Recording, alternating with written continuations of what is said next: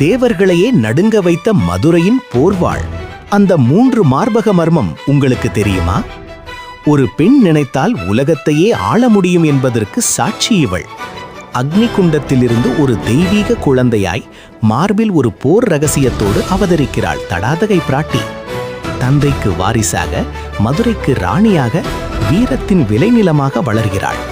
சிலம்பம், வாழ்வீச்சு என 64 கலைகளையும் அசைப்போடும் அந்த மீன் போன்ற கண்களில் இருப்பது வெறும் அழகல்ல, அது இந்த அகிலத்தையே ஆளத் துடிக்கும் லட்சியம்.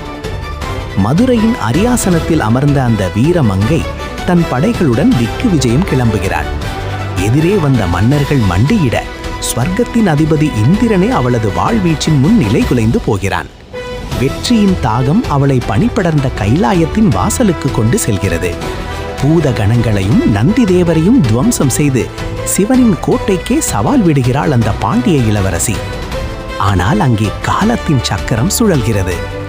ஆவேசமாக நின்றிருந்த வீர தமிழச்சியின் முன் பேரழகே உருவாய் சுந்தரேஸ்வரராக சிவபெருமான் வந்து நிற்கிறார். அந்த ஒரு பார்வையில் அவளது போர்க்குணம் மெல்ல கரைகிறது.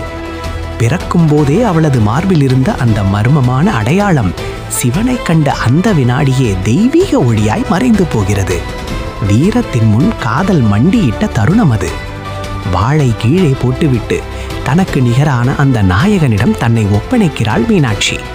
மதுரையே அதிரும் வகையில் மகாவிஷ்ணு தன் தங்கையை தாரை வார்த்து கொடுக்க உலகமே வியக்கும் திருக்கல்யாணம் அரங்கேறுகிறது.